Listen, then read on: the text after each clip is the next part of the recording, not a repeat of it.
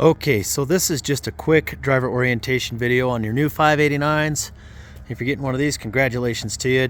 I just wanted to cover a few little things, going over buttons, switches, some of the things you need to kind of be aware of, the ins and outs of the truck. So real quick, I just wanted to talk about, before I get on the inside of the truck, you're going to see some extra wiring harnesses that are down here underneath the sleeper, and they're on both sides. These are if you guys decide to add load lights or anything, so you're going to want to make sure that these are always tucked up and secured so they're not dragging as you go down the road. So each truck is equipped with locking fuel caps, so the keys are attached to the locking fuel caps. We'll put those inside the caps for you guys on the keychains. One of the things that could happen is if you wash your truck in the wintertime, if any water gets down inside the locking mechanisms, these are known to get a little bit sticky. You just got to heat them up with a lighter or something and warm those up, and they'll work just fine. Okay, so def tank is to the front on these trucks. Everything under the hood is covered by your operator's manual. I do recommend that you guys get an alignment done, like your first or second oil change. So before we get in the truck, block heaters are all right here. Your air valve drains are all right there. You need to drain your tanks. And then we put a thing here for you to hook up your little blowers so that you can blow your cabs out if you want to, or you could use it to air up a tire if need be. So coming on the inside of the truck, I'm going to go over this real quick once I start the truck up, but this switch here is something that you want to be aware of. This is for your pre-ops check. You fire the truck up. As it's warming up, you just hold this, and then once I get the truck fired up, I'll show you what all that does. So those pre-wires that you saw up underneath the sleeper, this is for your back of sleeper lights, and this is for your beacon lights. I also did a pre-wire at the front. It's right up by the pivot of the hood. Is for this, I'm sorry, it's your fog lights. So if you guys want to add any strobe lights up front or fogs, that's your pre-wire for that right there. Of course, this is your dome light here and your hazards. Also, one of the things on these new 589s and 567s, these door seals, we have triple door seals. So you got 1, 2, 3. These things are very tight, so when you close the door, you can see the latch here. It's a good idea to give it a good close. It should be flush, and I always take a glance up to make sure that your dome lights are going out. So if you have a dead battery in the morning, it could be because you didn't close your door and the seals aren't worked in yet, but during break-in period, you want to really make sure of that. Okay, on the left side, you have all your mirrors in your windows. Door locks, of course, left, right on your mirrors. These are 4-axis mirrors on the 589s and the 567s, so you can tilt them down. You can see here it says loosen to adjust. Do not try to adjust those mirrors without loosening them. You could bend the frame. So I'm going to go ahead and fire up the truck real fast. You'll hear a series of clicks. That is your traction control system waking up and talking to you. So once you hear the clicks and then you'll hear a pop, that means it's okay to go ahead and fire up the truck. Your check engine light's going to stay on for a couple minutes while it's running a self-check. Okay, so we were talking about your pre-op check here. You hold this up. It says it's going to do a systems check. It's going to go through 12 checks on this particular truck, on the 589. It's also going to cycle all your lights. So as you're doing your walk around, you're going to see all your lights around the truck going off and on, so that you can do your systems checks on your lights. Okay.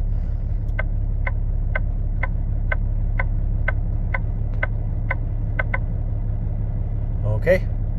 Everything looks good. If there's any warnings or critical issues, it's going to tell you. Okay, so when we're all done with that, we just pull this guy again, and it goes back to your gauges.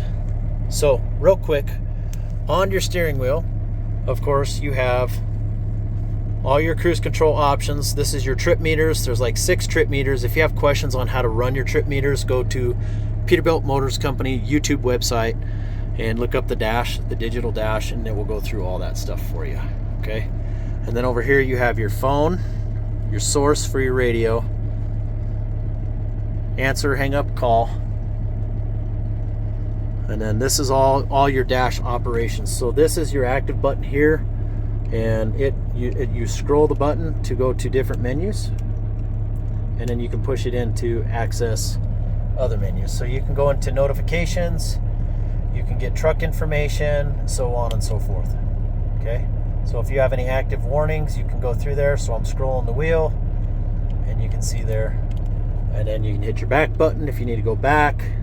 It'll take you back to the next. You can change your settings here.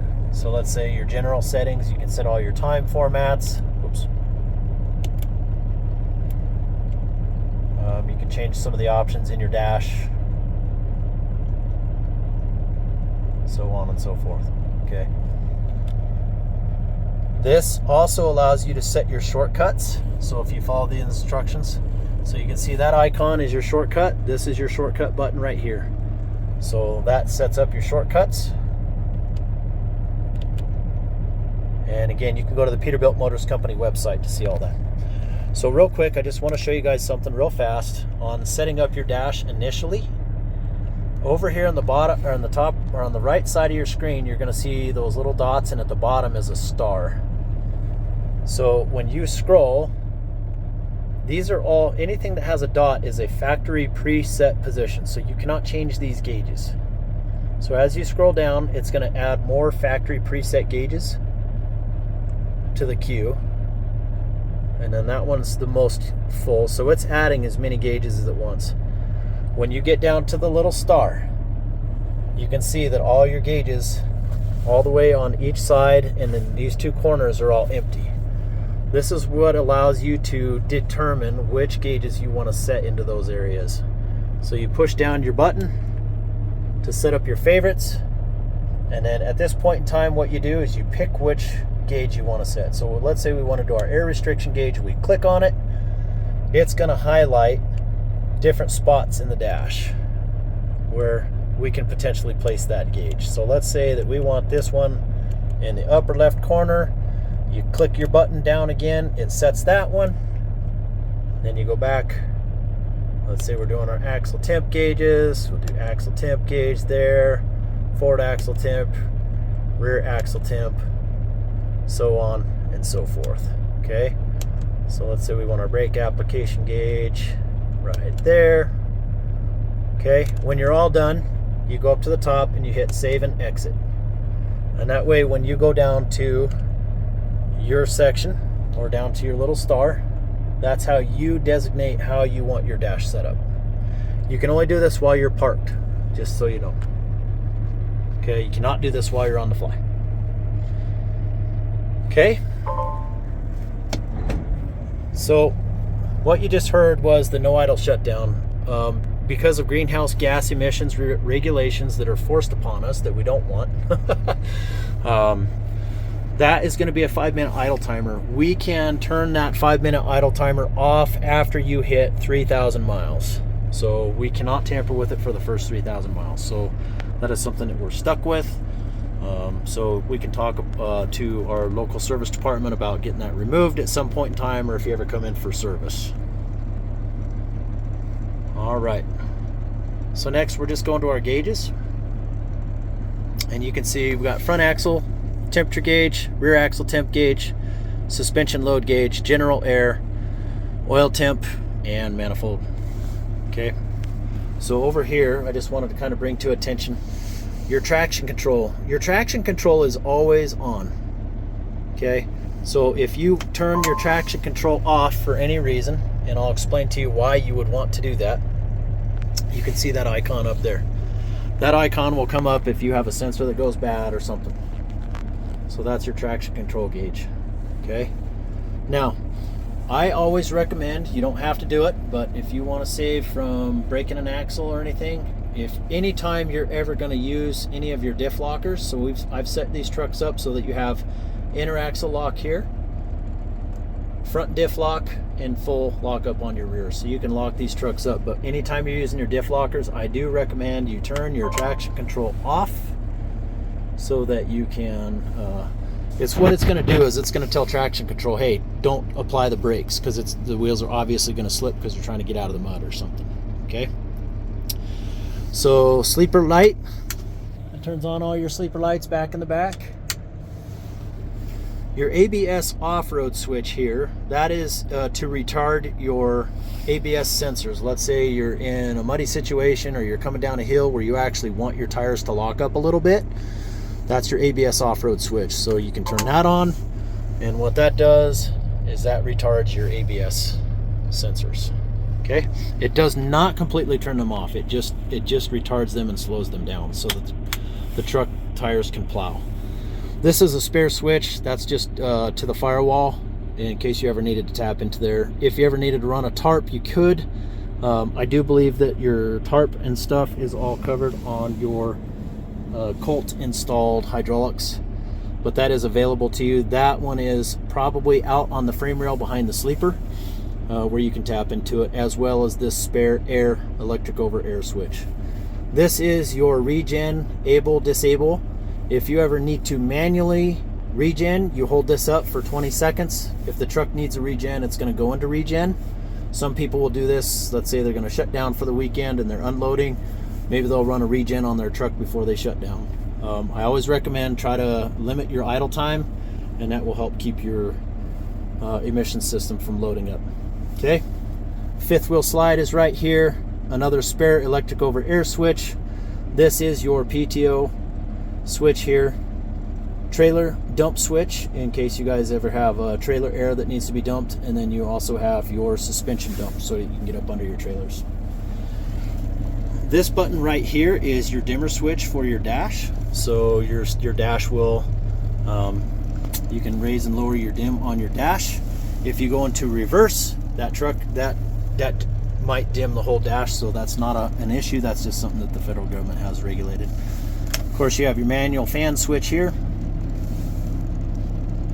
And this is your new Johnny bar. So one thing to note real fast, your Jake brake is now up on the steering column. So your Jake brake is operated 1, 2, 3. You will see that indicated with a green engine in the dash. So you can see 1, 2, 3. Okay. This is the same for Allison transmissions. All right. Of course, you have your sleeper. This is all your AC controls back in your sleeper, AC and heat controls. You can turn that on. The way to activate that is this button right here.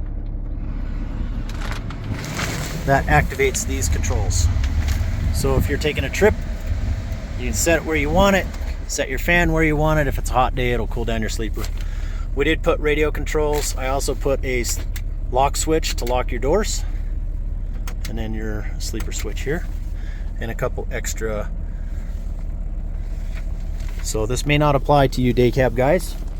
And then right here you have a desk, and you got a couple little storage areas there. We did go ahead and put curtains on there in case you have to sleep in the truck overnight. You push this in, and it brings your desk all the way out.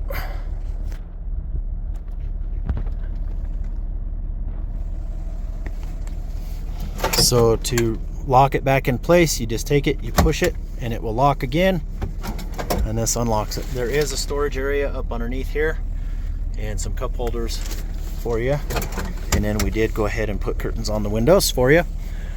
So I might do a separate video on all the combo kit controls. I don't use these on a day-to-day basis. I'm guessing that you guys already know how to use these things.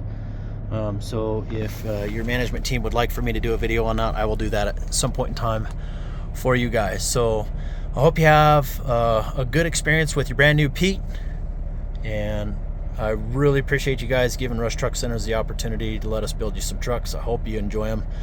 Have a great day and stay safe out there, everybody.